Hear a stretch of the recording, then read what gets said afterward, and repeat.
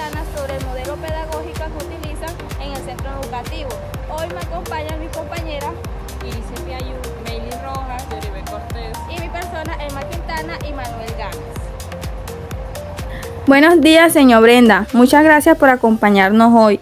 Estamos realizando esta entrevista para conocer más a fondo cómo se viene implementando el Anacuaypa en el centro educativo y especialmente para escuchar su experiencia como docente en el trabajo pedagógico con los estudiantes.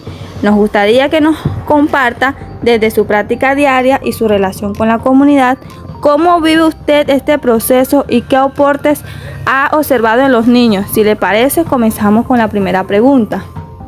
Muy buenos días, muchas gracias por invitarme y por tener en cuenta mi experiencia. Estoy lista para compartir lo que he venido trabajando en mi aula. ¿El centro educativo implementa el Anacuaypa como guía pedagógica?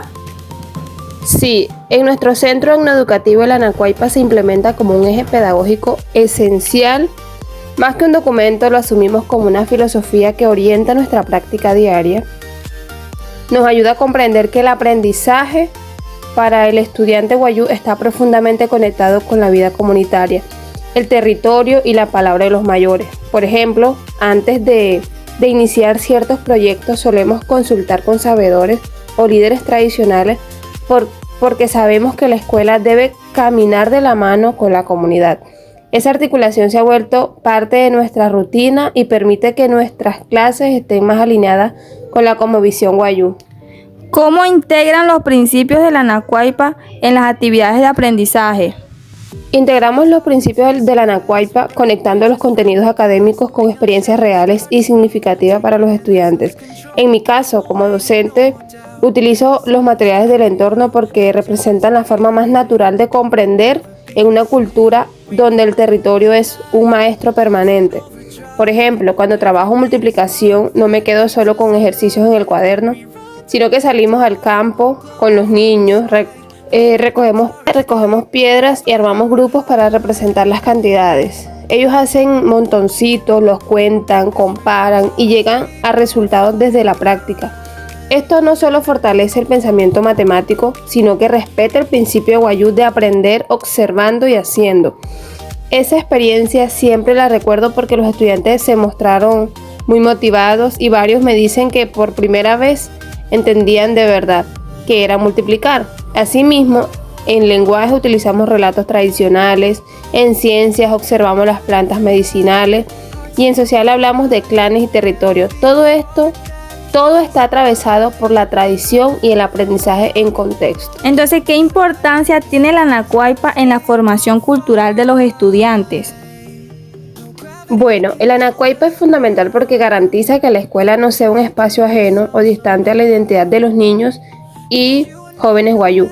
Para muchos estudiantes, su autoestima y su orgullo cultural crecen cuando sienten que sus saberes familiares son valorados en el aula.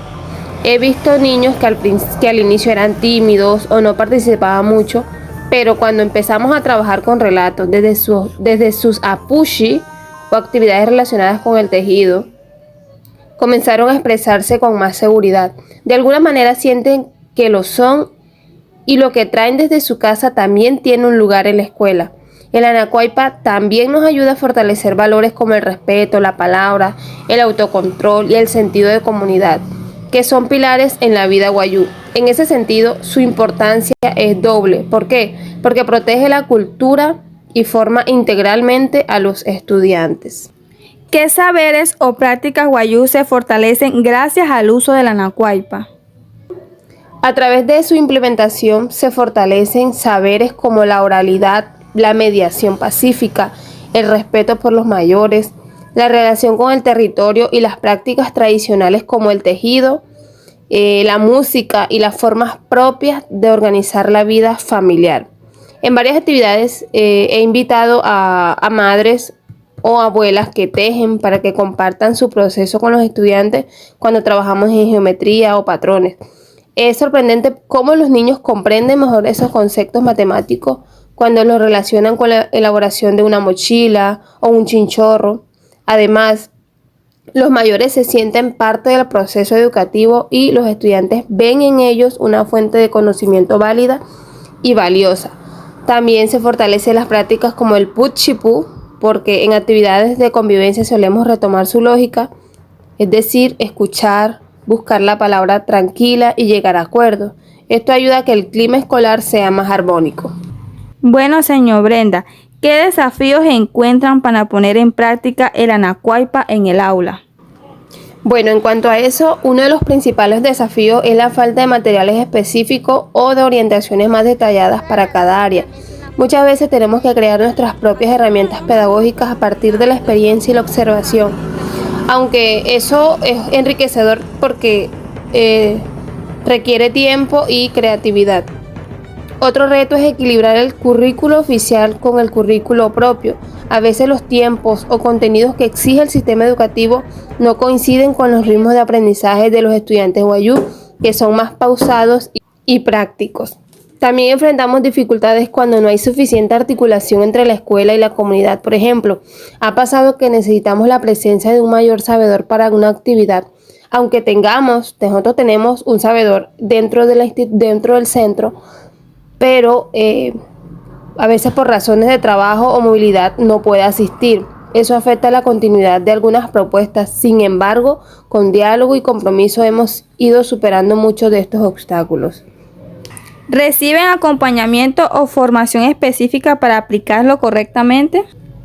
Sí recibimos acompañamiento, aunque todavía podría fortalecerse. Generalmente contamos con espacios de diálogo con autoridades tradicionales, orientadores culturales y algunos formadores que nos explican el sentido del Anacuaypa y cómo llevarlo al aula sin perder su esencia.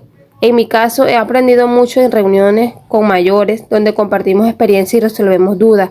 Por ejemplo, una vez estábamos desarrollando un proyecto sobre el territorio y no tenía claro cómo relacionar ciertos conceptos modernos con la visión wayúu. Fue una autoridad tradicional que me orientó sobre cómo explicar el territorio como un espacio no solo físico, sino espiritual y familiar. Este tipo de acompañamiento es invaluable. Aún así, hace falta más capacitación formal, talleres continuos, material didáctico que acompañe el proceso para que todos los docentes, especialmente los que no son wayúu, puedan aplicar el Anacuaypa de manera respetuosa y efectiva. Bueno, señor Brenda, muchas gracias por compartirnos su conocimiento sobre el modelo pedagógico, el Anacuaypa que utilizan en el centro educativo. Gracias por su entrevista. Muchas gracias a ustedes por tenerme en cuenta y hacerme parte de este proceso.